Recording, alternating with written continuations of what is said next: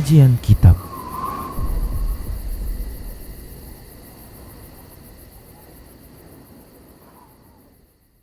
Bismillah, Assalamualaikum warahmatullahi wabarakatuh. Innal hamdalillah nahmaduhu wa nasta'inuhu wa nastaghfiruh wa na'udzu billahi min shururi anfusina wa min sayyiati a'malina. Man yahdihillahu fala mudilla lahu wa man yudlilhu fala hadiya lahu. Wa asyhadu an la ilaha illallah wahdahu la syarika lahu wa asyhadu anna Muhammadan abduhu wa rasuluhu sallallahu alaihi wasallam. Qala Allah tabaraka wa ta'ala, ya ayyuhalladzina amanu taqullaha haqqa tuqatih wa la tamutunna illa wa antum muslimun. Ya ayyuhan nasu taqu rabbakumul ladzi khalaqakum min nafsin wahidah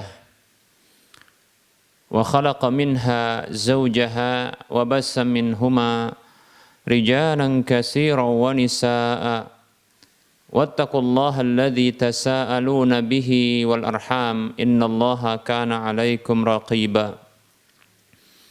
Ya ayyuhalladzina amanu taqullaha wa qulu qawlan sadida yuslih lakum a'malakum wa yaghfir lakum dhunubakum wa may yuti'illaha wa rasulahu faqad faza fawzan 'azima. Amma ba'd, fa inna asdaqal hadisi kitabullah wa khairal huda huda Rasulillah sallallahu alaihi wasallam wa syarrul umuri muhdatsatuha wa kullu muhdatsatin bid'ah wa kullu bid'atin dhalalah wa kullu dhalalatin finnar.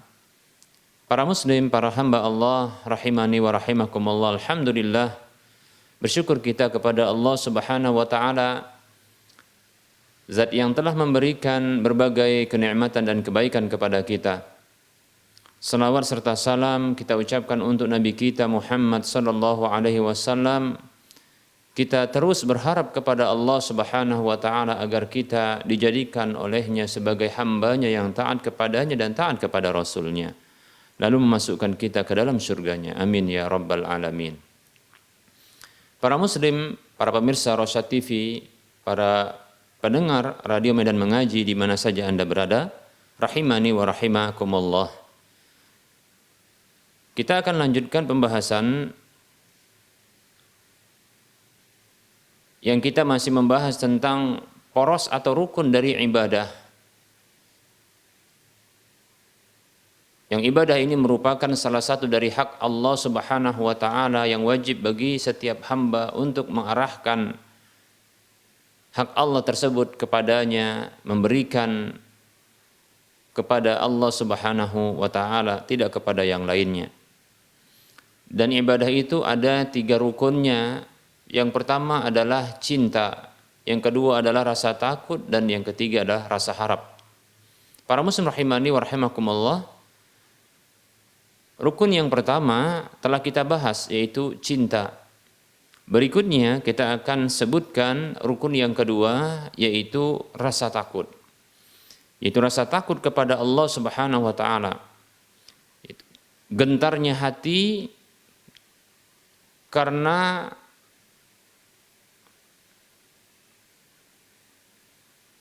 terjadinya sesuatu yang tidak disukai. Al-khauf minallah, takut kepada Allah Subhanahu wa taala, maksudnya adalah gentarnya hati kita disebabkan ancaman akan terjadinya sesuatu yang dibenci berupa siksa dan sanksi hukuman yang berasal dari Allah Subhanahu wa taala. Rasa takut kepada Allah Subhanahu wa taala adalah gentarnya hati disebabkan akan terjadinya ancaman sanksi hukuman sesuatu yang tidak disukai, yang itu berasal dari Allah Subhanahu wa taala. Nah, para muslim rahimani wa rahimakumullah, tentunya seorang mukmin yang beriman kepada Allah Subhanahu wa taala, mereka harus memiliki rasa takut kepada Allah Subhanahu wa taala. Bahkan Bahkan bila tidak disebutkan hukumnya pun, bila tidak disebutkan hukum, itu hukum rasa takut kepada Allah ini yang berhukum wajib, maka tentunya seorang mukmin yang menyadari bahwa Allah Subhanahu wa taala yang memiliki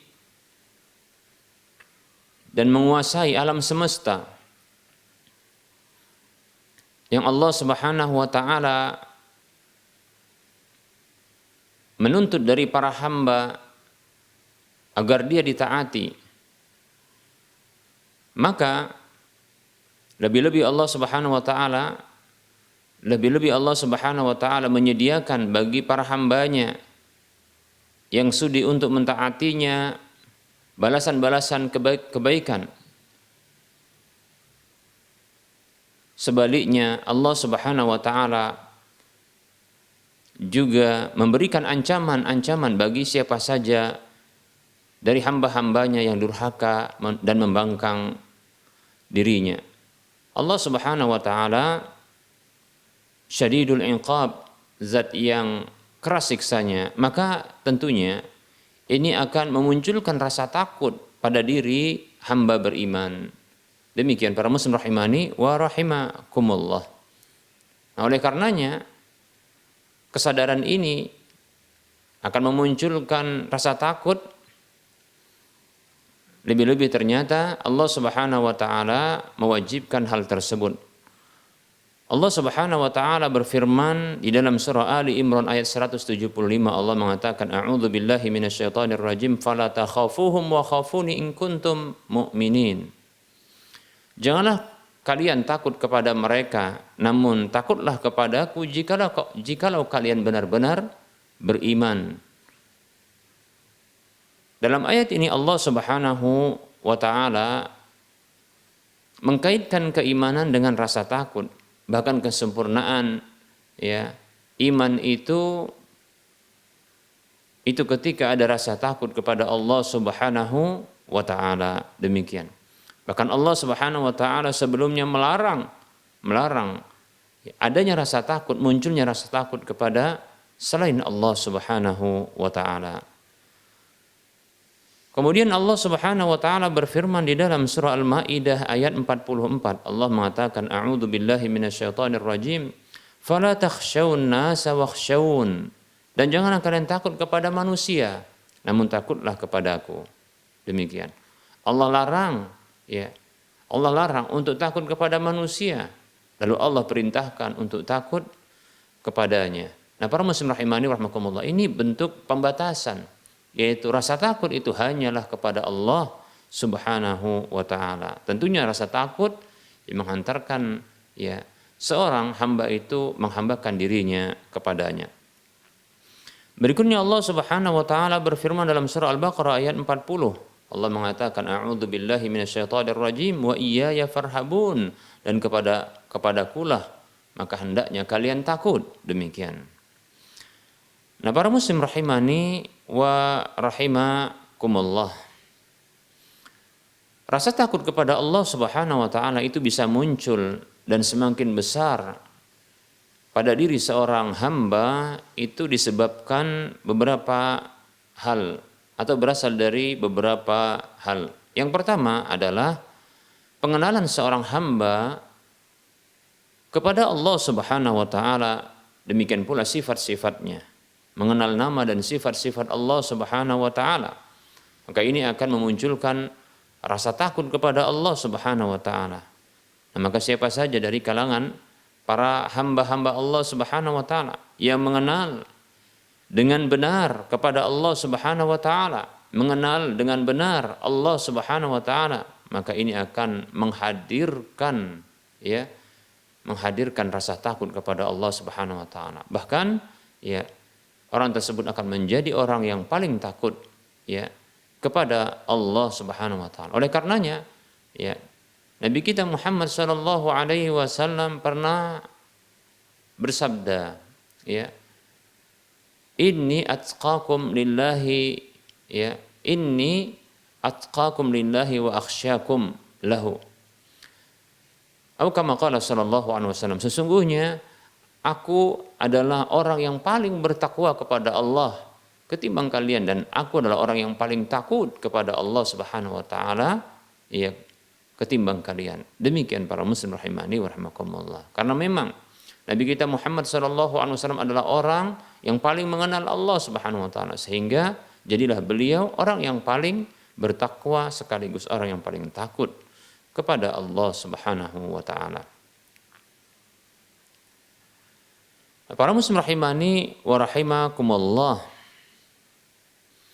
Berikutnya, rasa takut kepada Allah Subhanahu wa taala ini akan bisa muncul, demikian pula akan membesar dalam jiwa seorang hamba disebabkan berikut ini, yaitu pembenaran seorang hamba bahwa Allah Subhanahu wa taala, atau keyakinan yang benar pada diri seorang hamba bahwa Allah Subhanahu wa taala itu telah mengancam siapa saja dari hamba-hambanya yang durhaka kepadanya. Yang durhaka kepada Allah Subhanahu wa taala dengan cara meninggalkan kewajiban-kewajiban yang Allah wajibkan kepadanya, atau melanggar larangan-larangan, perkara-perkara yang diharamkan oleh Allah Subhanahu wa taala untuknya. Allah ancam dengan sanksi hukuman. Demikian. Nah, para muslim rahimani wa rahimakumullah. Ini juga akan menghadirkan rasa takut kepada Allah Subhanahu wa taala. Ya. Bahwa Allah Subhanahu wa taala keras siksanya. Allah Subhanahu wa taala ya benar-benar mengancam para hambanya dengan sanksi hukuman bila mereka meninggalkan perkara-perkara yang Allah telah wajibkan dan melakukan perkara-perkara yang telah Allah haramkan atas mereka. Baik para muslim rahimani wa rahimakumullah. Berikutnya, hal yang bisa menghadirkan dan menambah ya, memunculkan rasa takut pada jiwa seorang hamba adalah pengenalan seorang hamba bahwa Allah Subhanahu wa taala adalah keras siksanya, dan ini sudah kita sebutkan, keras siksanya bagi hamba-hamba Allah yang telah durhaka kepada Allah Subhanahu wa taala. Dan ketahui bahwasanya setiap hamba tak akan mampu, tak akan sanggup dia menanggung sanksi hukuman dari Allah Subhanahu wa taala. Jangankan ya di dunia, ya jangankan di akhirat, di dunia saja ya ini sudah menakutkan. Para muslim rahimani wa rahimakumullah. Petir yang menggelegar, suara guntur ya yang begitu besar, ya, suara guntur yang begitu besar disertai dengan kilat cahaya yang sampai terkadang ya membakar pepohonan atau benda-benda yang ada di sekitarnya yang tersambar olehnya. Para muslim rahimani wa rahimakumullah. Nah, ini sangat mampu ya untuk membuat takut seorang hamba kepada Allah Subhanahu wa taala. Padahal para muslim rahimani wa rahimakumullah, petir yang menggelegar, kilat yang menyambar, itu disebabkan rasa takut petir tersebut kepada Allah Subhanahu wa taala. Para muslim rahimani wa rahimakumullah.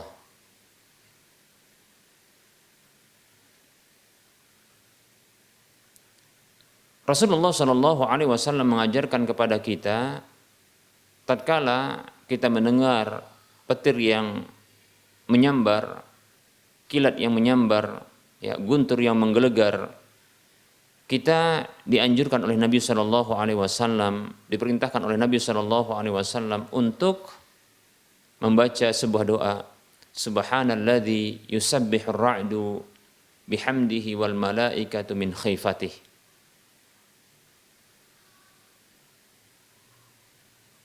Yang artinya, Maha Suci Allah, Zat yang bertasbih kepadanya petir itu, ar-ra'du yaitu petir itu dengan memujinya, demikian pula para malaikatnya min khifatih, karena rasa takut kepadanya.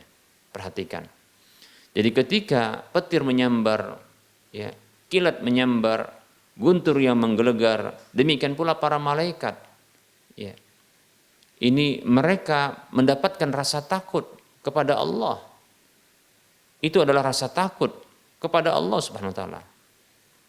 Petir yang menggelegar, ya, atau petir yang menyambar, kilat yang menyambar, guntur yang menggelegar, demikian pula para malaikat itu mengalami rasa takut. Khusus petir ketika dia mengeluarkan kilatnya dan mengeluarkan, ya, suara menggelegarnya, itu karena takut kepada Allah. Terkadang sebahagian manusia malah mereka takut kepada makhluk yang sedang takut kepada Allah, namun mereka tidak takut kepada makhluk, dan mereka tidak takut kepada zat yang makhluk tersebut takut kepada Allah Subhanahu wa taala. Luar biasa. Ya, bentuk salah kaprahnya manusia. Mereka lebih takut kepada makhluk yang sedang takut kepada Allah Subhanahu wa taala. Yang makhluk itu sedang takut kepada Allah Subhanahu wa taala. Sementara manusia tersebut dia tidak takut kepada Allah, yang ada makhluk yang mereka takuti ternyata sedang takut kepada Allah Subhanahu wa taala. Para muslim rahimani wa rahimakumullah, ya. Kita lihat, ya, ketika barangkali, ya, cuaca sedang tidak mendukung, petir sedang menyambar-nyambar, ya, suara yang begitu mengguntur dan menggelegar, silih berganti, bahkan pepohonan itu tumbang, bahkan ada yang tersambar lalu terbakar, ya. Ini membuat takut dan ciutnya hati. Padahal ketika itu, ya, petir-petir tersebut itu sedang takut kepada Allah Subhanahu wa taala, sedang takut kepada Allah Subhanahu wa taala.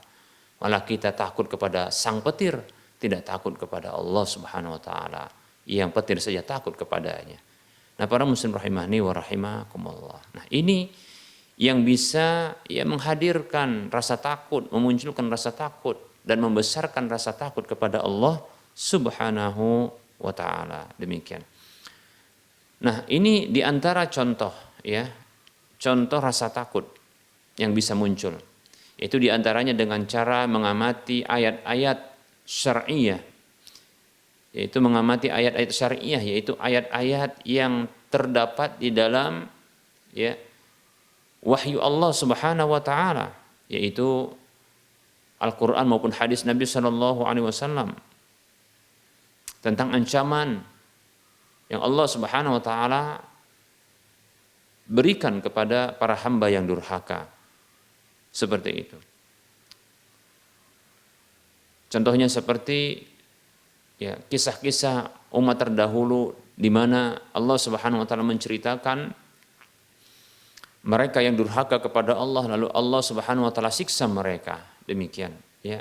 Begitu juga, ya, Allah Subhanahu wa taala siapkan azab, ya, bagi siapa saja yang durhaka kepadanya, ya, di tahapan-tahapan kehidupan, seperti dalam kehidupan dunia, ya, yang telah berlalu tadi kita sudah sebutkan tentang kisah umat-umat sebelum kita yang durhaka. Begitu juga, ya, balasan di dunia, ya, bagi siapa saja yang durhaka, kemudian begitu juga di tahapan-tahapan kehidupan seperti di alam barzakh, kemudian di tahapan kehidupan setelah berbangkit sampai nanti surga dan neraka. Demikian, ya, yaitu siksa di neraka. Nah, para muslim rahimani wa rahimakumullah.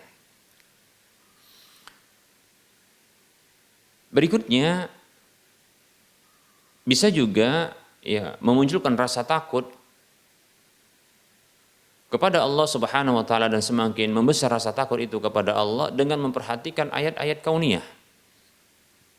Ayat-ayat kauniyah yang tadi sudah kita sebutkan, ya, yang sudah kita sebutkan bagaimana Allah Subhanahu wa taala contohnya, ya, menghadirkan petir. Demikian pula Allah Subhanahu wa taala menjatuhkan sanksi hukuman kepada manusia yang durhaka kepadanya, ya. Yang ini kita saksikan dan barangkali saat ini pun bisa kita lihat, ya, di berbagai media-media massa, ya, atau media sosial yang bisa kita lihat, ya. Silakan mungkin ya kita melihat bagaimana air banjir bandang atau air dari lautan yang disebut dengan tsunami, ya. Begitu juga seterusnya, ya. Dari kejadian-kejadian yang manusia mengatakan, ya, alam sedang marah, padahal sesungguhnya Allah Subhanahu wa taala yang marah, ya. Allah sedang murka, lalu Allah Subhanahu wa taala, ya, memberikan hukuman kepada para hambanya, dan ini agar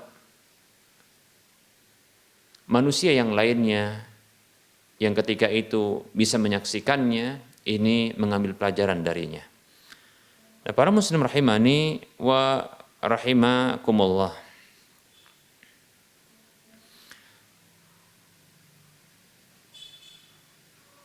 Kemudian berikutnya yang bisa muncul rasa takut kepada Allah Subhanahu wa taala, dan semakin besar rasa takut itu kepada Allah Subhanahu wa taala, yaitu rasa takut diri seorang hamba itu yang dia dihalangi oleh Allah Subhanahu wa taala dari taubatnya, disebabkan dia berterusan melakukan dosa dan kemaksiatan kepada Allah Subhanahu wa taala. Dan rasa takut diakhiri hidupnya atau ditutup hidupnya oleh Allah Subhanahu wa taala dengan, ya, akhir yang buruk, disebabkan karena ya berterusan dan berkelanjutannya ia dalam kubangan kemaksiatan kepada Allah Subhanahu wa taala. Nah, semakin kuat iman seorang hamba kepada Allah Subhanahu wa taala, dan semakin besar, ya, keyakinan seorang hamba yang membenarkan bahwa azab Allah Subhanahu wa taala itu memang ada, dan begitu kerasnya sanksi hukuman Allah Subhanahu wa taala kepada siapa saja yang bermaksiat kepadanya, maka ini akan, ya, menambahkan rasa takut kepada Allah sekaligus menambahkan keimanannya. Demikian.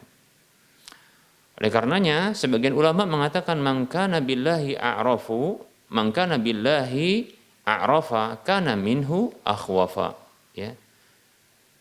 Kata sebagian ulama, mereka mengatakan siapa saja yang lebih mengenal Allah Subhanahu wa taala, maka dia menjadi orang yang lebih takut kepadanya. Demikian. Nah, para muslim rahimani wa rahimakumullah.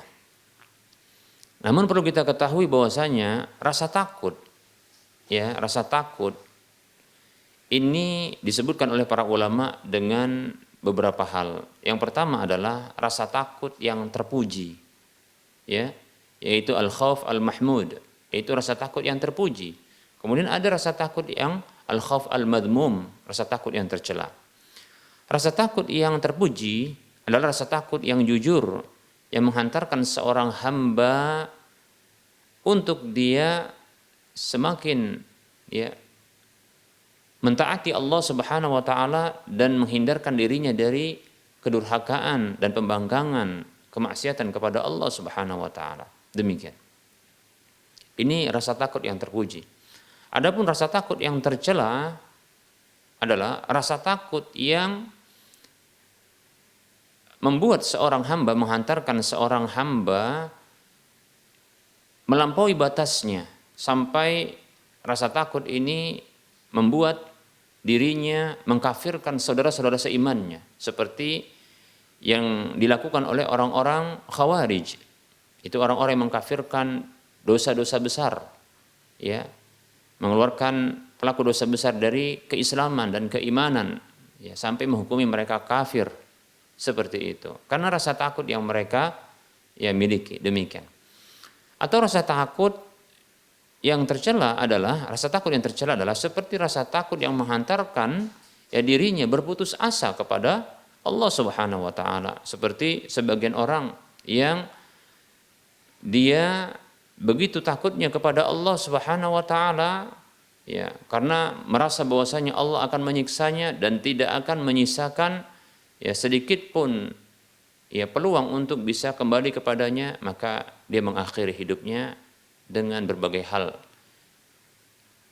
jalan bunuh diri yang dilakukannya, ditempuhnya, demikian. Nah, ini tercela. Demikian para muslim rahimani wa rahimakumullah. Ya, sedikit kita sampaikan juga bahwasanya para ulama dari sisi yang lain juga membagi rasa takut itu menjadi beberapa. Yang pertama adalah al-khauf at-tabi'i, al-khauf at-tabi'i, yaitu rasa takut yang tabi'i. Itu sesuai dengan tabiat manusia, ya. Rasa takut yang sesuai dengan tabiat manusia. Seperti contohnya rasa takut dengan hewan buas seperti singa, harimau, ya, api yang sedang membesar dan menyala, demikian. Dan rasa takut yang lainnya yang muncul karena ini secara nyata mengancam jiwanya, ya. Maka seperti ini rasa takut yang tabiat, yang boleh seperti itu, demikian. Kemudian ada rasa takut yang masyru', yang disyariatkan, yaitu rasa takut kepada Allah Subhanahu wa taala, yang ini kita sebutkan tadi sebagai rasa takut yang terpuji, yang menghantarkan seorang hamba, yang menambah ketaatannya kepada Allah Subhanahu wa taala dan menjauhkan dirinya dari kemaksiatan kepada Allah Subhanahu wa taala. Demikian. Kemudian yang ketiga ada rasa takut yang syirik, ya, yang syirik. Yaitu al-khauf asy-syirki, yaitu rasa takut yang syirik. Itu rasa takut kepada selain Allah Subhanahu wa taala yang menghantarkan pemiliknya, itu orang yang memiliki rasa takut tersebut ini untuk mengibadahi, ya, mengibadahi selain Allah tersebut, ya. Seperti contohnya orang-orang yang mereka takut gangguan dari jin-jin yang jahat, ya, setan-setan jin yang terkadang mengganggu mereka dengan penampakan-penampakan, ya. Begitu penampakan di dalam pandangan mereka, di rumah-rumah mereka, di jalan mereka, bahkan penampakan-penampakan di dalam, ya, mimpi mereka, seperti itu. Dengan ancaman-ancaman dan seterusnya. Nah, sehingga rasa takut ini yang menghantarkan mereka untuk memberikan sesajian atau mengikuti, ya, petunjuk dari setan tersebut untuk mengibadahi mereka. Dan bila diikuti, bila dipenuhi, maka ini sebagai bentuk persembahan atas setan tersebut. Nah, inilah dia namanya al-khauf asy-syirki, rasa takut yang syirik, demikian, ya. Nah, para muslim rahimani wa rahimakumullah.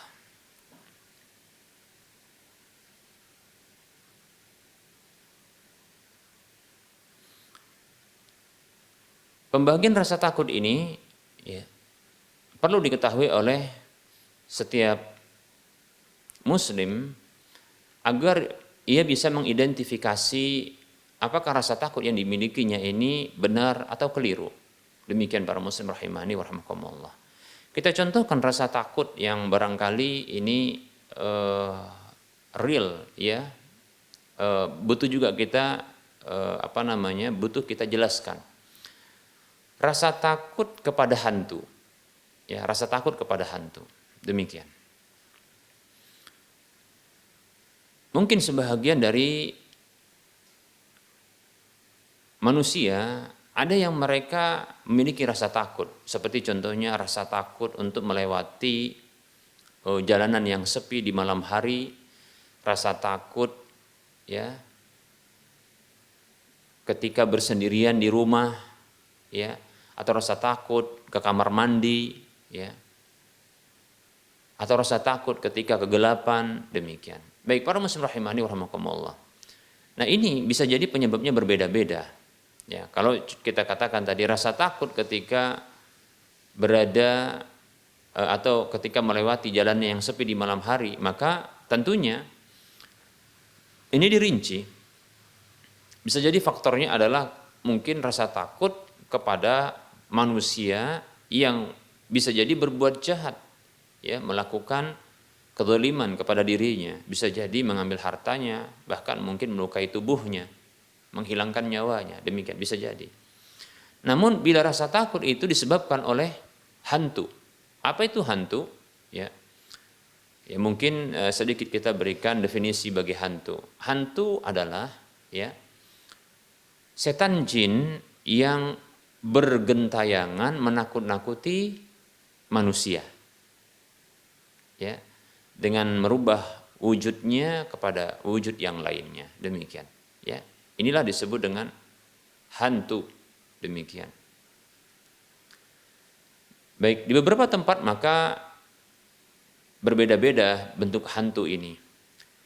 Dan perlu kita ketahui merupakan keyakinan yang keliru dari sebahagian manusia. Mereka meyakini hantu itu adalah roh manusia yang telah mati ya bergentayangan. Ini adalah keyakinan yang khurafat, keyakinan yang keliru besar.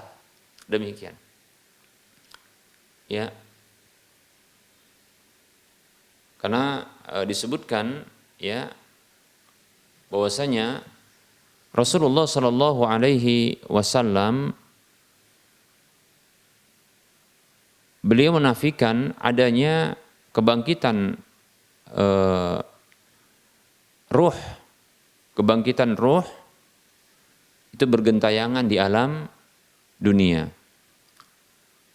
Rasulullah Shallallahu Alaihi Wasallam bersabda dalam sebuah hadis yang diriwayatkan oleh Imam Muslim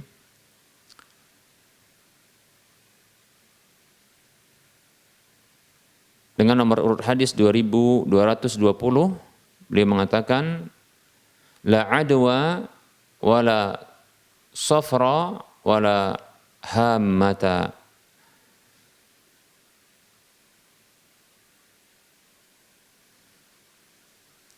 Kata Nabi Shallallahu Alaihi Wasallam, la adwa, tidak ada penyakit menular yang menular dengan sendirinya, tidak ada, ya, tidak ada penyakit yang bisa menular dengan menular sendirinya. Ya tentunya penyakit itu menular dengan izin Allah Subhanahu Wa Taala, dengan takdir Allah Subhanahu Wa Taala. Demikian. Wala safara. Tidak ada safar, yaitu keyakinan sial pada bulan safar. Sebagaimana ada sebahagian manusia di Indonesia ini yang mereka meyakini ya sialnya ya ketika melakukan kegiatan-kegiatan seperti pesta pernikahan di bulan Muharram atau di bulan Syuro, demikian. Maka tidak ada, dinafikan atau ditiadakan, diingkari oleh Nabi kita Muhammad SAW. Kemudian wala hammata, tidak ada hammah. Apa itu hammah? Di antara tafsir dari hammah adalah ya roh manusia yang kembali lalu berubah ya menjadi hammah, yaitu semacam burung hantu yang bisa terbang, demikian ya. Jadi roh yang bergentayangan yang berubah wujudnya menjadi wujud yang lainnya. Nah, ini merupakan ya keyakinan yang diingkari oleh Nabi kita Muhammad sallallahu alaihi wasallam. Ya, kata beliau la hammata, tidak ada hammah, ya, tidak ada ruh yang gentayangan. Seperti itu para muslim rahimani wa rahimakumullah. Ini sudah diingkari. Oleh karenanya seorang mukmin dan muslim tidak boleh meyakini adanya ruh yang gentayangan dari kalangan manusia yang telah wafat. Yang ada hanyalah ya itu adalah setan-setan dari kalangan jin yang mereka bergentayangan untuk menakuti manusia dengan merubah wujudnya kepada wujud yang lainnya, seperti itu. Kita kenal mungkin istilah ya genderuwo, ya kuntilana, ya pocong, ya begu ganjang untuk istilah di Medan, ya dan seterusnya, ya. Begitu juga sundel bolong. Ya, ini istilah-istilah yang disebutkan oleh manusia sekitar untuk hantu ini. Ya. Ya, beragam jenis hantu. Dan ketahui bahwasanya itu semuanya adalah jin setan yang bergentayangan dan merubah wujudnya menjadi wujud yang lainnya. Seperti itu. Ya.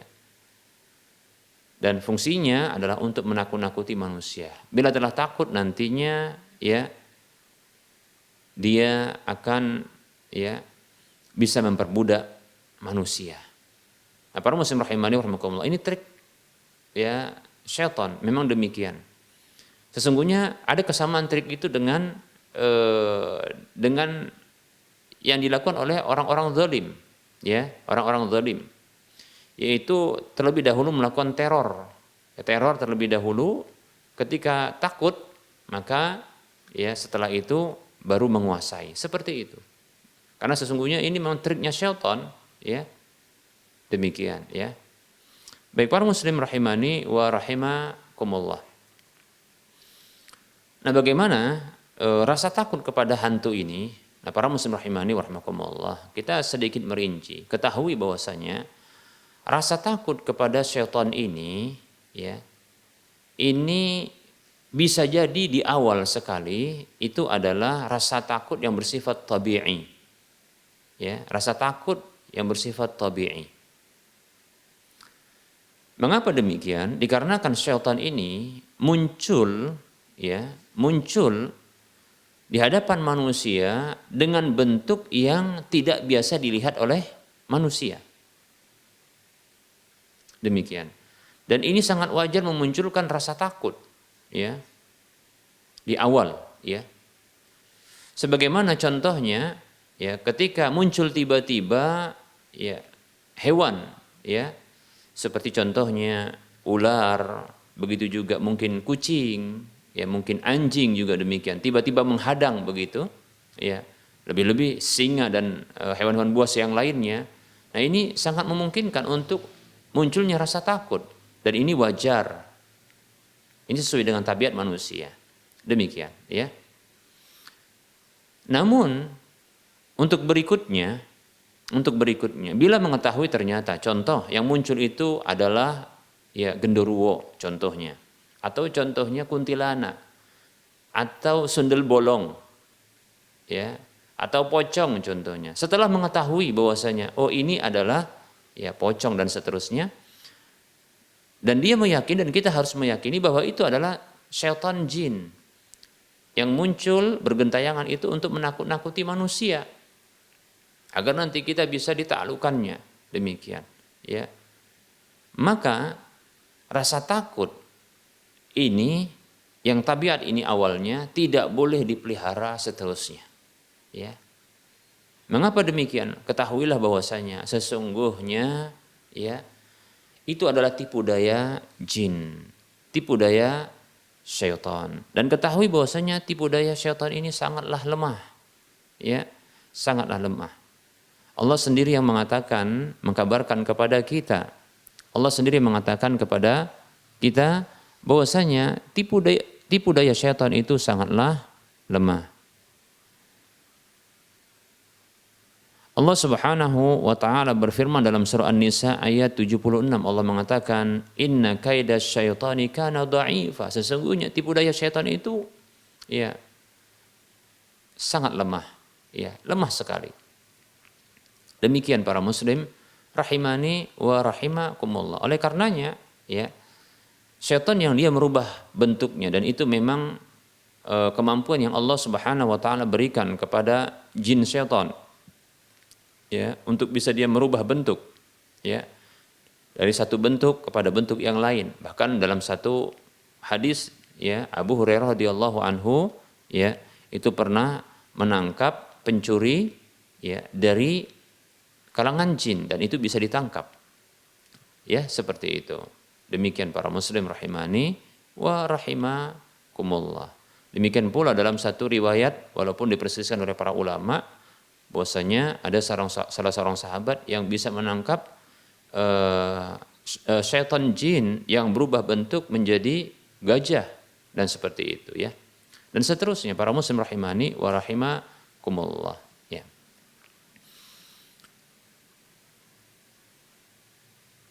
Rasa takut yang muncul berikutnya setelah rasa takut tabiat ini, ya, maka ini tidak wajar. Setelah mengetahui bahwasanya yang muncul tersebut adalah syaitan, ya, maka tidak boleh memelihara rasa takut tersebut, ya. Tidak boleh memiliki rasa takut, ya. Untuk di awal terkejut, ya kita ketakutan sampai pucat pasih contohnya, ya. Maka ini wajar. Namun setelah mengetahui ternyata ini adalah syaitan, jin yang menjelma menjadi bentuk-bentuk yang menyeramkan dan menakutkan, maka tidak boleh kita takut berikutnya. Mengapa? Itulah tipu daya syaitan. Ya, dia melakukan teror agar memunculkan rasa takut, lalu kemudian akan sedikit demi sedikit akan menguasai, ya, akan menaklukkan manusia. Demikian para muslim rahimani wa rahimakumullah.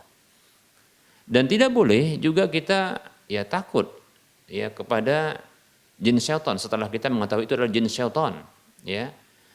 Mengapa demikian? Ya, karena sesungguhnya ya, mereka ini sangatlah lemah sebagaimana tadi Allah katakan itu memang lemah, ya. Bagaimana bentuk kelemahan mereka? Beberapa sisi, ya. Pertama adalah kemampuan menjelma mereka yang sesungguhnya tidak sempurna. Kemampuan menjelma jin syaitan ini yang tidak sempurna. Berbeda dengan ya malaikat. Yang para malaikat ini bila menjelma menjadi manusia, maka itu sangat sempurna. Seperti yang disebutkan oleh Nabi SAW itu dalam sebuah hadis Jibril, dikenal dengan hadis Jibril dari sahabat Umar bin Khattab radhiyallahu anhu tentang kedatangan Jibril yang menjelma menjadi manusia. Ya. Ittala'a rajulun syadidu bayadi siyabi syadidu sawadi asy'ari. Demikian. Tiba-tiba datang seorang laki-laki pria yang hitam pekat rambutnya dan putih pakaiannya. La yura alaihi atharus safari, yang tidak tampak padanya bekas-bekas perjalanan. Wala ya'rifu minna ahad, dan tak ada satupun yang mengenalinya di antara kami. Demikian. Nah, para muslim rahimani wa rahimakumullah, ya.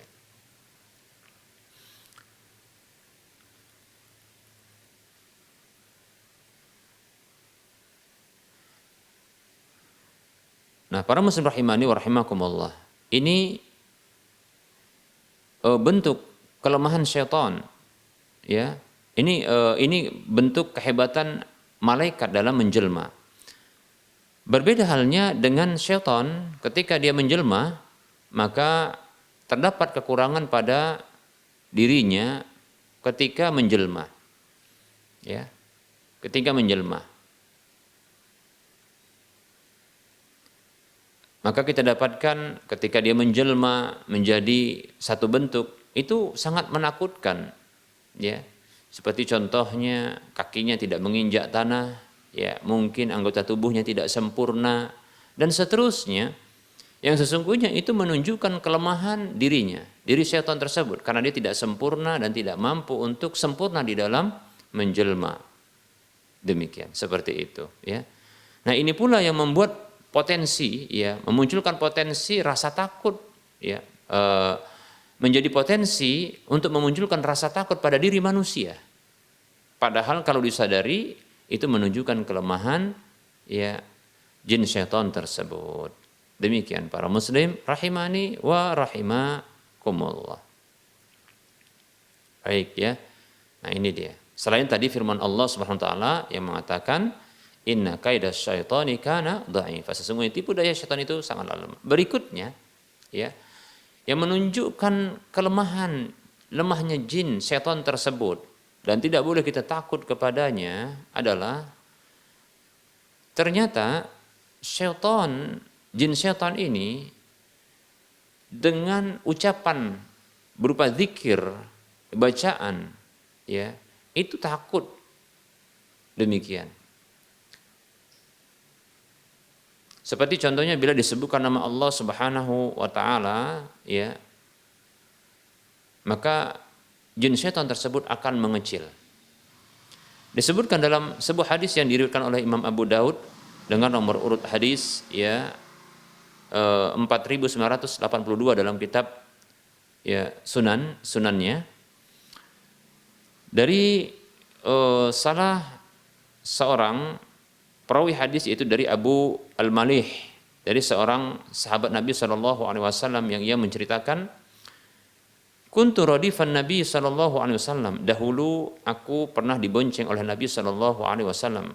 Fa'atharat dabbatun, ternyata kendaraan tersebut ya mengalami guncangan.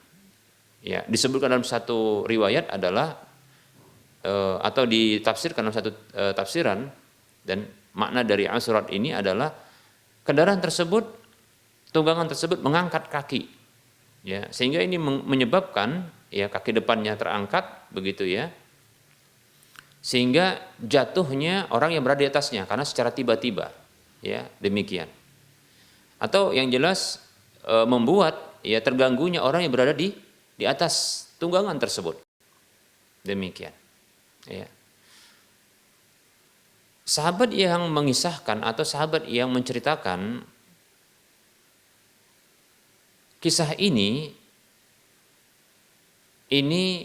mengetahui bahwasannya yang membuat hewan tunggangan ini melakukan demikian adalah karena adanya jin syaitan yang mengganggunya, demikian. Yang ketika itu tentunya tidak terlihat oleh manusia, karena yang diinginkan oleh jin syaitan tersebut adalah membuat takut, ya, membuat takut hewan tersebut sehingga mencelakakan nantinya orang yang menungganginya, yang berada di atasnya, demikian. Lebih-lebih Rasulullah SAW. Nah, demikian, ini ya jahatnya jin syaitan ini sampai-sampai mereka ingin mencelakakan Rasulullah SAW, demikian, agar terjatuh dan terluka, demikian. Maka sahabat tadi pun mengatakan ta'isa syaitan, dia maki syaitan, dimaki syaitan olehnya. Faqala, maka Rasulullah sallallahu alaihi wasallam bersabda kepadanya, la taqul ta'isa syaitan, jangan engkau ya maki syaitan itu. Fa innaka idza qulta dzalika ta'adzama, karena sesungguhnya apabila engkau katakan hal itu, yaitu engkau maki syaitan itu, ya ta'adzama, maka dia akan membesar. Demikian, dia akan membesar hatta yakuna mislal bait, sampai dia seperti rumah besarnya, demikian. Jadi ta'isa syaitan adalah bentuk makian, ucapan orang Arab dulu memaki syaitan, demikian ya. Rasulullah melarang ungkapan makian ini kepada syaitan. Mengapa? Karena ini akan membuat syaitan itu semakin besar, bahkan membesar seperti rumah. Nah, para muslim rahimani rahimakumullah, bila kita lihat tindakan jin syaitan ini seperti mirip di Indonesia seperti gondoruo, yang dia membesar, tapi bukan dengan dimaki, tapi dengan cara dilihat, demikian. Nah, ini jadi di masa Rasulullah pun ada demikian, ya. Bahkan ini terjadi, bahkan sampai ke dalam ya diriwayatkan kisahnya dalam hadis seperti itu, ya. Membesar seperti rumah. Bahkan dalam hadis yang lain disebutkan hatta yakuna mislal jabal, sampai dia sebesar gunung, membesar begitu dia. Ya, menurut cerita orang yang pernah melihat gondoruo, demikian katanya. Semakin dia menengadahkan kepalanya, ya orang yang melihat tersebut, itu jin setan itu membesar dan memiliki taring yang juga besar, matanya merah menyala dan seterusnya. Begitu, ya. Yang disebutkan, yang dikisahkan oleh orang-orang yang katanya pernah melihatnya. Maka ini mirip, ya. Bisa jadi adalah jenis yang sama dari jin syaitan ini, demikian. Nah, wa yaqulu, sembari dia katakan biquwati, nah dengan kekuatanku. Artinya dia ini adalah berdasarkan dia sombongnya, dia katakan, ya, mengatakan ini atas dasar kekuatannya, demikian. Lalu Rasulullah SAW memberikan ujangan kepada sahabat tersebut, walakin qul, akan tetapi engkau bacalah olehmu bismillah. Lihat, baca bismillah ketika melihat syaitan, baca bismillah. Fa innaka idza qulta dzalika tasaghara, karena sesungguhnya apabila engkau mengucapkan hal itu, yaitu nama Allah, bismillah, tasaghara, maka dia akan mengecil. Hatta yakuna misla dzubab, sampai dia seperti lalat. Hadis riwayat Abu Daud, ya. Dan ini hadis yang sahih, disahihkan oleh Syekh Al-Albani rahimahullahu taala. Demikian para muslim rahimani wa Kumullah. Nah, ini menunjukkan lemahnya syaitan. Jadi untuk apa kita takut dengan syaitan? Oleh karenanya tidak benar, ya tidak benar bila kita takut dengan hantu-hantu yang ia merupakan jelmaan dari ya jin-jin syaitan tersebut. Demikian. Ya, untuk menakut-nakuti manusia seperti itu. Oleh karenanya, ya cukup diucapkan Bismillah saja bila dia datang untuk menakut-nakuti manusia. Ya. Demikian, dan tidak perlu takut kepadanya, tapi takutlah kepada Allah Subhanahu wa taala. Demikian para muslim rahimani wa rahimakumullah. Oleh karenanya, ya rasa takut kepada hantu ini ya setelah dia mengalami pertama sekali rasa takut yang tabiat, ya. Karena apa? Karena dia baru pertama sekali melihat setan, jin setan itu dengan bentuk yang berbeda, yang jarang dilihatnya, maka wajar, dan rasa takut itu sesungguhnya karena terkejut lalu mengkhawatirkan ya sesuatu yang muncul ini akan mencelakakan dirinya. Namun setelah mengetahui bahwa jin tersebut, bahwasanya yang muncul tersebut adalah jin syaitan, maka tak boleh takut setelah itu. Tak boleh takut, demikian. Mengapa? Ya, karena itu adalah jin syaitan yang lemah. Yang Allah Subhanahu wa taala mengatakan inna kaidasyaitani kana dha'ifa. Sesungguhnya ya tipu daya syaitan itu adalah tipu daya syaitan, ya. Sesungguhnya tipu daya syaitan adalah lemah, demikian. Itu adalah tipu daya syaitan. Dan kita tidak boleh takut kepada mereka. Fala takhafuhum wa khafuni in kuntum mu'minin.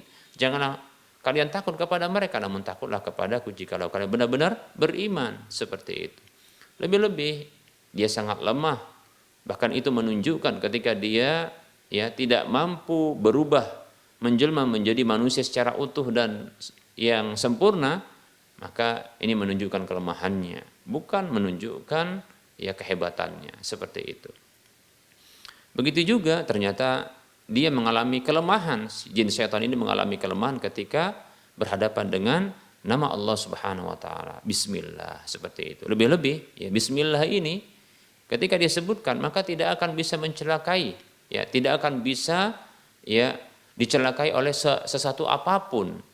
Ya, baik di langit maupun di bumi, bila sesuatu tersebut disebutkan nama ya bismillah bersamanya. Oleh karenanya kita dianjurkan untuk membaca di waktu pagi dan petang hari ya sebanyak 3 kali dengan bacaan bismillahilladzi la yadurru ma'asmihi syai'un fil ardi wala fis sama' wa huwas sami'ul alim. Ya, dengan nama Allah yang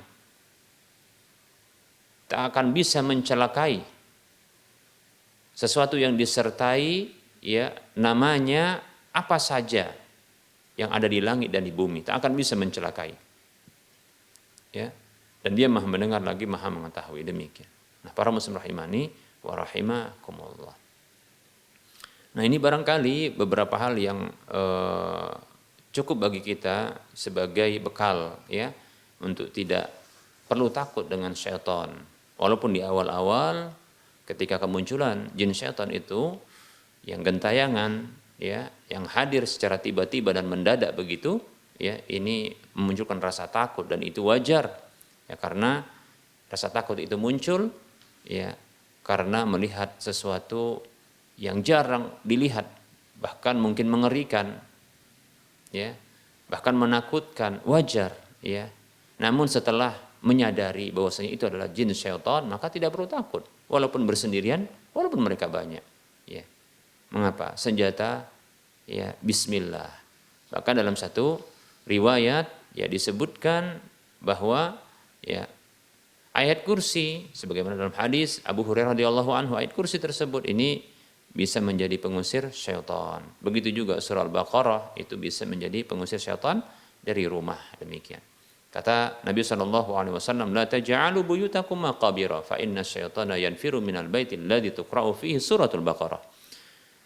Ya, kata Rasulullah SAW, janganlah kalian jadikan rumah-rumah kalian seperti kuburan, karena sesungguhnya syaitan itu lari dari rumah yang dibacakan di dalamnya surah Al-Baqarah. Demikian para muslim rahimani wa rahimakumullah.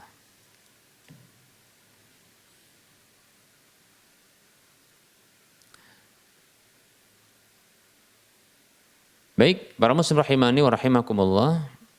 Ya, kita cukupkan untuk penyampaian materi, kita akan lanjutkan dengan sesi soal jawab. Baik, ada pertanyaan dari saudara kita, saudara Septiana di Sidoarjo, Jawa Timur. Ya.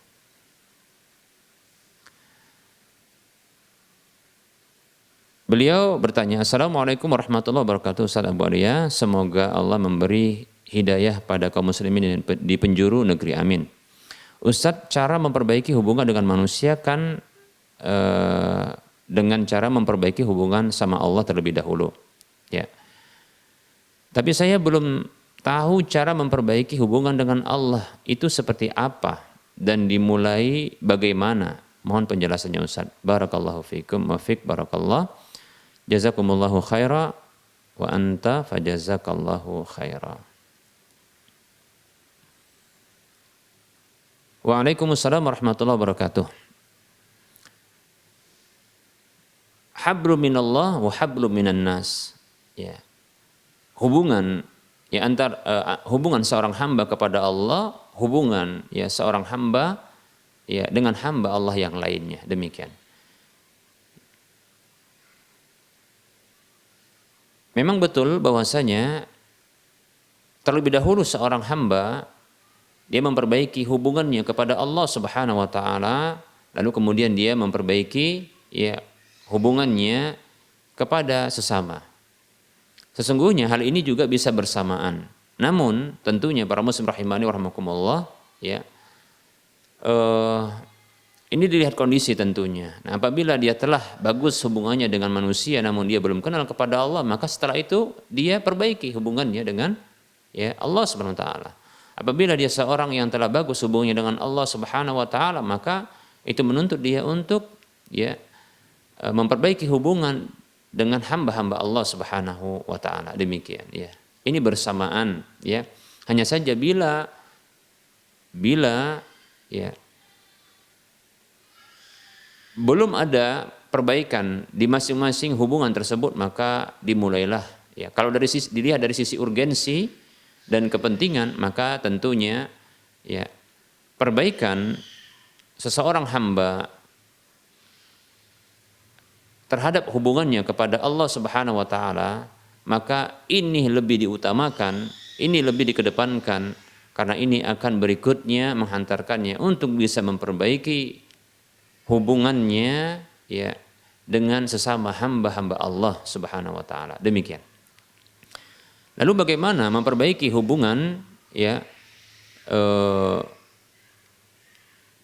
kepada Allah Subhanahu wa taala, itu seorang hamba yang memperbaiki hubungannya dengan Allah Subhanahu wa taala. Maka terlebih dahulu tentunya dia belajar ilmu agama. Ya, dia belajar terlebih dahulu. Yang dipelajari tentunya adalah terkait dengan akidah, itu keyakinan. Ya, inilah yang kita bahas dalam kajian kita ini, yaitu akidah tauhid, demikian. Dan akidah ini dimulai dengan ya pembahasan tentang iman. Oleh karenanya kita dapatkan ya pembahasan yang pertama sekali tentang iman adalah iman kepada Allah Subhanahu wa taala, sebagaimana Rasulullah Shallallahu alaihi wasallam tatkala beliau ditanya tentang iman, ya, fa akhbirni 'anil iman, kabarkan kepadaku tentang iman. Maka Rasulullah Shallallahu alaihi wasallam bersabda, ya, antu'mina billahi wa malaikatihi wa kutubihi wa rusulihi wal yaumil akhir wa tu'mina bil qadari khairihi wa syarrih. Hadis riwayat Muslim.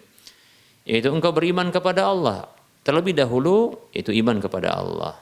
Jadi ini dia mengenal Allah, mengimani Allah Subhanahu wa taala. Demikian ya. Baru malaikat-malaikatnya, kitab-kitabnya, rasul-rasulnya, beriman kepada hari akhir, kemudian beriman kepada takdir baik dan buruknya. Demikian seperti itu. Iman kepada Allah. Begitu juga ini dalam ya disebut dengan rukun iman. Demikian pula di dalam rukun Islam, ya. Rukun Islam pun yang pertama sekali adalah ya disebutkan pertama sekali tentang syahadat. Itu syahadat pun syahadat tauhid, dan ini sudah kita bahas ya. Ketika ya Rasulullah bersabda sallallahu alaihi wasallam, "Bunyal Islamu ala khamsin." Ya. Islam itu dibangun di atas 5 hal. Yang pertama adalah antasyhada an la ilaha illallah, atau disebutkan adalah syahadatu an la ilaha illallah wa anna Muhammadar Rasulullah, yaitu persaksian bahwasanya tidak ada sesembahan yang berhak disembah kecuali Allah, dan persaksian bahwasanya Muhammad sallallahu alaihi wasallam adalah utusan Allah. Kemudian wa iqamis shalah, mendirikan salat, wa itaiz zakah, membayar zakat, wa shaumi Ramadan, berpuasa di bulan Ramadan, wa haji baitillahil haram, berhaji ke Baitullah al-Haram. Demikian hadis riwayat Bukhari Muslim. Demikian. Begitu juga tatkala beliau ditanya tentang Islam, ya, fa akhbirni 'anil Islam, kabarkan kepadaku tentang Islam, maka Rasul terlebih dahulu mengatakan, ya, antasyhada an la ilaha illallah. Al-Islamu antasyhada an la ilaha illallah. Ya. Islam itu adalah engkau bersaksi bahwasanya tidak ada sesembahan yang berhak disembah kecuali Allah. Demikian. Dan ini Allah terlebih dahulu yang dikenal, diperbaiki hubungannya, dikenal terlebih dahulu. Ya, demikian. Jadi mempelajari Islam terlebih dahulu, mempelajari ya akidah tauhidnya. Demikian. Mengenal Allah. Perbaiki dulu hubungan dengan Allah, yaitu dengan cara ya mengenal Allah terlebih dahulu. Ya.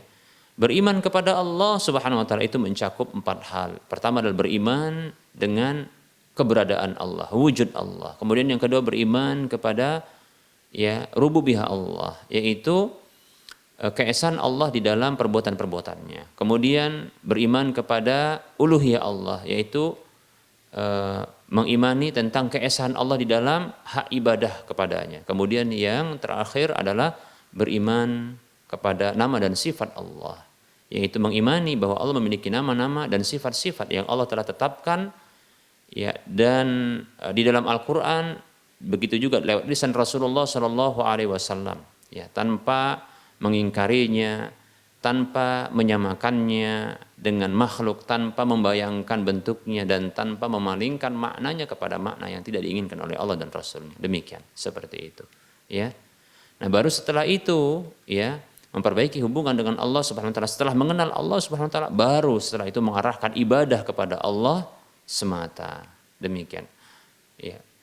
Nah, setelah itu, ya, setelah mengarahkan ibadah kepada Allah, seperti contohnya ya ibadah-ibadah yang mahdhah sifatnya, ya, salat, zakat, haji, puasa, maka setelah itu baru memperbaiki hubungan dengan hamba-hamba Allah Subhanahu wa taala. Itu juga sebagai bentuk ya realisasi atau konsekuensi dari ya baiknya hubungannya kepada Allah, yaitu dia juga berbuat baik atau memperbaiki hubungan dengan hamba-hamba Allah. Wallahu taala a'lam.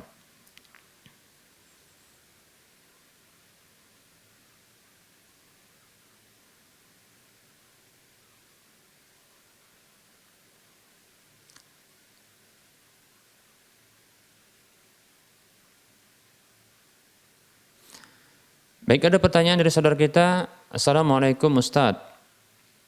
Ini ada pertanyaan, saya dari Maizar Hakim dari Jalan Mujair, Pasar Minggu, Jakarta Selatan. Ya, baik, Bapak ya. Baik, pertanyaan beliau adalah, Ustadz, kita mengenal salat Rasulullah itu sangat panjang dan lama ya, baik rukuknya maupun sujudnya, dan begitu pula i'tidalnya. Kita ketahui bacaan i'tidal itu kan tidak panjang, tetapi dilakukan dalam waktu yang lama. Jadi kesimpulan saya, kalau begitu kita diperbolehkan membaca ya i'tidal dengan berulang-ulang. Demikian. Ya, apakah pendapat saya ini benar? Baik ya. Bacaan i'tidal memang ada yang dia panjang ya. Bacaan i'tidal ada yang panjang. Ketika kita membaca Sami Allahu liman hamidah, ya, Rabbana lakal hamdu atau Rabbana walakal hamdu atau Allahumma Rabbana lakal hamdu atau Allahumma Rabbana walakal hamdu mil as-samawati wal ardi, sampai ini ada yang panjang memang. Demikian. Memang sih kalau dibaca doa ini itu tidak sampai 5 menit. Tapi mengapa Rasulullah dikabarkan ya beliau itu ya i'tidalnya begitu panjang? Ya tentunya konsekuensinya adalah beliau membaca bacaan juga. Ternyata yang sampai kepada kita dengan bacaan yang terlama pun itu tidak sampai 5 menit. Apakah itu mengharuskan diulang? Maka jawabannya ya. Nah, ini pendapat yang tidak salah, Pak, ya. Ini benar diulang. Sebagaimana juga ketika kita sujud dan ruku dan sujud. Itu yang kita tahu kan bacaannya subhana rabbiyal azimi wa bihamdi. Bahkan ada yang pendek subhana rabbiyal azim, demikian. Kan begitu. Ketika ruku, ketika sujud subhana rabbiyal a'la. Yang kita tahu ya, yang dia harus dibaca minimalnya adalah sekali, kemudian 3 kali, kan begitu. Nah, sesungguhnya tidak mesti 3 kali, bahkan berulang-ulang. Ya, ini lebih dari 3 kali, bahkan tidak terbatas jumlahnya. Ini boleh. Ini pendapat yang tidak salah dan tidak keliru. Demikian, Pak. Wallahu ta'ala a'lam.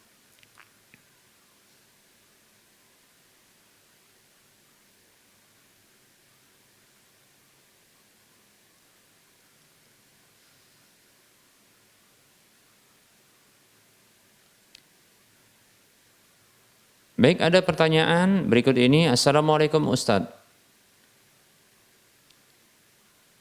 Saya pernah mendengar jika kita sakit bisa diruqyah. Sakit yang seperti apa itu contohnya ya Ustadz? Dan ayat-ayat apa saja yang bisa kita baca dalam Al-Quran untuk meruqyah itu? Kalau anak kita terlalu nakal, apa bisa juga diruqyah? Bagaimana caranya dalam Islam? Terima kasih Ustadz. Jazakallahu khairan. Baik, waalaikumsalam warahmatullahi wabarakatuh. Perlu kita ketahui bahwasanya ruqyah ya, yang syar'i tentunya adalah terpenuhi syaratnya 3. Sebenarnya barangkali nanti dalam pembahasan ini juga mungkin ada, tapi tidak masalah kita sebutkan lebih awal ya. Yaitu ruqyah, kita sebutkan yang syar'i saja ya, bahwasanya ruqyah itu yang syar'i bila terpenuhi syaratnya 3, yaitu pertama adalah ya meruqyah dengan Al-Qur'an atau meruqyah dengan doa-doa yang diajarkan oleh Nabi Shallallahu Alaihi Wasallam. Ya, seperti contohnya ya Bismillahi turbatu ardina biriqati ba'dina yushfa bihi saqimuna bi'idni rabbina. Demikian. Kemudian bisa juga, ini masih syarat yang pertama, bisa juga dengan menyebutkan nama-nama dan sifat-sifat Allah Subhanahu wa taala. Demikian ya. Kemudian syarat yang kedua adalah berbahasa Arab. Kalau tidak bisa maka ya dengan bahasa yang jelas, lagi gamblang. Yang itu harus memuat syarat yang pertama, yaitu kalau dia dengan menggunakan nama-nama dan sifat Allah, maka ini dengan bahasa yang jelas seperti aku memohon kepada Allah zat yang maha menyembuhkan agar dia menyembuhkanku. Dengan bahasa Indonesia boleh, atau dengan bahasa Jawa, atau dengan bahasa yang lainnya seperti itu, maka dibolehkan ya. Seperti itu. Mengapa? Karena Allah mengatakan ya dalam surah Al-A'raf ayat 180, walillahil asmaul husna fad'uuhu biha. Ya. Allah memiliki nama-nama yang maha indah, maka berdoalah kepada Allah dengan nama-nama tersebut. Demikian ya. Di antara nama Allah contohnya Asy-Syafi, zat yang maha menyembuhkan. Seperti itu. Baik, syarat yang ketiga yang terakhir adalah ya meyakini bahwasanya kesembuhan itu berdasarkan takdir Allah, berdasarkan izin Allah yang menyembuhkan, bukan yang lainnya. Demikian, seperti itu ya. Baik, tadi kita sebutkan bahwasanya ini ruqyah ya. Ruqyah dengan 3 syaratnya ini bila terpenuhi, perlu diketahui bahwasanya ruqyah ini bisa untuk penyakit fisik dan psikis. Fisik dan psikis ya. Yaitu penyakit fisik, yaitu penyakit gangguan pada fisik, anggota tubuh ya. Demikian. Untuk menghemat waktu saya tidak sebutkan dalil ya secara rinci semua yang saya sebutkan agar ini menghemat waktu. Seperti contohnya adalah Rasulullah Shallallahu Alaihi Wasallam pernah membenarkan dalam hadis yang diriwayatkan oleh Imam Bukhari dari sahabat Abu Sa'id Al-Khudri radhiyallahu anhu bahwasanya Rasulullah pernah membenarkan bacaan Al-Fatihah sebagai ruqyah. Bahkan Rasulullah ya menyebutkan itu memang ruqyah, sehingga dikenallah bahwasanya Al-Fatihah itu nama lain dari Al-Fatihah adalah surat ruqyah. Demikian. Karena Rasulullah membenarkan itu sebagai ruqyah. Kasusnya adalah ada seorang pimpinan orang kafir yang dia tersengat binatang berbisa, lalu diruqyah oleh salah seorang sahabat yang sedang safar ketika itu, lalu sembuh, lalu dilaporkan kepada Nabi dan itu dibenarkan oleh Nabi. Nah tentunya sengatan binatang berbisa adalah penyakit pada fisik. Demikian, ya. Begitu juga ada hadis, saya tidak sebutkan ya rincian bunyi hadisnya, ya. Hadis yang berbunyi hadis yang disebutkan doa dari Nabi SAW adalah Bismillahi turbatu ardina biriqati ba'dina yusfa bihi saqimuna bi'idni rabbina. Ini ternyata doa untuk menghentikan luka. Itu darah yang mengalir, ya, itu bisa terhenti dengan bacaan seperti ini. Demikian, ya, ketika disentuh, ditekan begitu pada lukanya. Demikian, ya. Ini doa ruqyah yang dia bisa menjadi sebab sembuhnya penyakit fisik. Demikian pula psikis, ya. Bahkan kita tahu ya saat ini hanya diketahui ya bahwasanya ruqyah itu untuk penyakit psikis, seperti contohnya penyakit gangguan jiwa, karena contohnya adalah gangguan jin yang tidak tampak itu ya, psikis ya. Itu juga ternyata ya bacaan Al-Qur'an ini bisa sebagai terapi untuk gangguan kejiwaan. Selain tadi gangguan jin, gangguan kejiwaan demikian, seperti itu. Ya. Karena ada efek rileksnya demikian, seperti itu dan seterusnya. Yang jelas bahwasanya ya secara umum ya Al-Qur'an sebagai ruqyah itu ya itu sebagai syifa yaitu penyembuh. Allah Subhanahu wa taala berfirman dalam surah Al-Isra ayat 82, A'udzubillahi minasyaitonirrajim wa nunazzilu minal Qur'ani ma huwa syifaa'un wa rahmatun lil mu'minin wala yazidul zalimina illa khasara. Dan kami turunkan senantiasa dari Al-Quran itu sesuatu yang dia menjadi penyembuh dan sebagai rahmat bagi orang-orang beriman, dan tidaklah menambahkan Al-Quran itu kepada orang zalim kecuali kerugian. Demikian. Ya. Baik ya, untuk ungkapan yang terakhir tadi yaitu wala yazidul zalimina illa khasara, tidaklah menambahkan Al-Quran itu kepada orang zalim kecuali kerugian. Ini bisa diambil kesimpulan bahwasanya ini bisa untuk terapi bagi orang yang mengalami gangguan jin, karena jin itu melakukan kezaliman kepada manusia tersebut dengan merasukinya, mengganggunya. Demikian, maka ini bisa mengurangi ya efeknya, bahkan bisa menghilangkan efeknya insyaallah taala.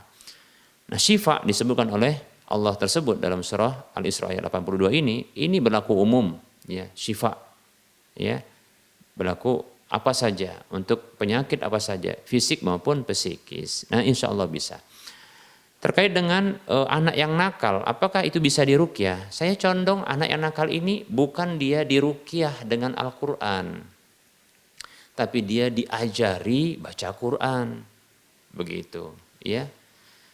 Kemudian dikenalkan akhlak Quran, begitu. Disampaikan wejangan-wejangan dari Al-Quran. Kisah Nabi, nah begitu, ya. Jadi anak itu diajarkan ya tentang ya ajaran-ajaran seperti kisah-kisah yang ada di dalam Al-Quran, ya. Seperti kisah Nabi Adam kah, ya, atau contohnya Nabi Nuh, kisah Nabi Syuaib, Nabi Hud, Nabi Saleh. Ya, begitu juga kisah Nabi Musa, kisah Nabi Muhammad sendiri sallallahu alaihi wasallam. Nah, ini para muslim rahimani rahimakumullah, ini sangat bermanfaat bagi siapa saja termasuk anak-anak. Lebih-lebih anak-anak suka dengan kisah-kisah ya. Kita saja suka dengan kisah-kisah, begitu ya. Maka coba ya kita ajarkan dengan Al-Qur'an. Bukan dia dibacakan, tapi dia disebutkan, ya tentang kisah-kisahnya atau karakter yang baik di dalam Al-Quran, ya. Kemudian akan menghasilkan juga dampak baik, balasan yang baik. Begitu juga ya karakter-karakter buruk seperti contohnya kisah-kisah umat terdahulu yang membangkang, yang durhaka, yang nakal, ya begitu. Maka bisa dikisahkan, dibacakan kisah mereka itu di hadapan anak-anak. Kemudian apa? Kemudian sebutkan juga balasan buruk untuk mereka di dunia. Lebih-lebih nanti di akhirat. Seperti itu. Maka ya inilah fungsi kenapa Allah SWT menyebutkan kisah-kisah dalam Al-Quran. Karena memang hati kita ini begitu condong dengan kisah, suka dengan kisah, demikian. Kalau kisah tersebut kebaikan, maka kita akan memasangkan diri dengan kebaikan tersebut. Kalau kisah tersebut keburukan dan berakhir kepada keburukan, maka kita akan, ya, jiwa kita akan menjauhkan diri dari keburukan tersebut. Demikian, ya.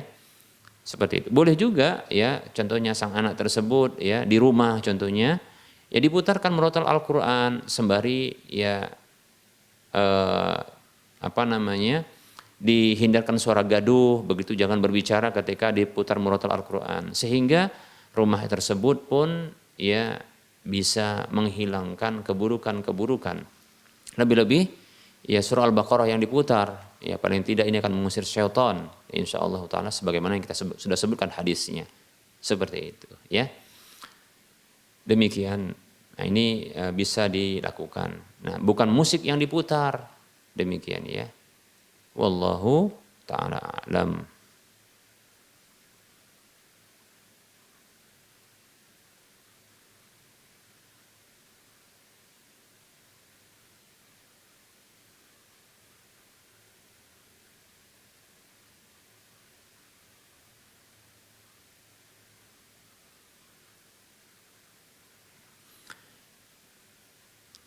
Baik, sepertinya kita cukupkan terlebih dahulu, ya. Apa yang bisa kita sampaikan, tentunya di dalam penyampaian ini ada kekeliruan, kesalahan dan kekurangan. Kepada Allah Subhanahu wa taala terlebih dahulu saya mohon ampun, dan kepada para pendengar dan pemirsa sekalian saya mohon maaf. Wassallallahu ala Muhammad wa ala alihi wa ashabihi ajma'in. Subhanakallahumma wa bihamdika asyhadu an la ilaha illa anta astaghfiruka wa atubu ilaika. Walhamdulillahi rabbil alamin. Wassalamualaikum warahmatullahi wabarakatuh.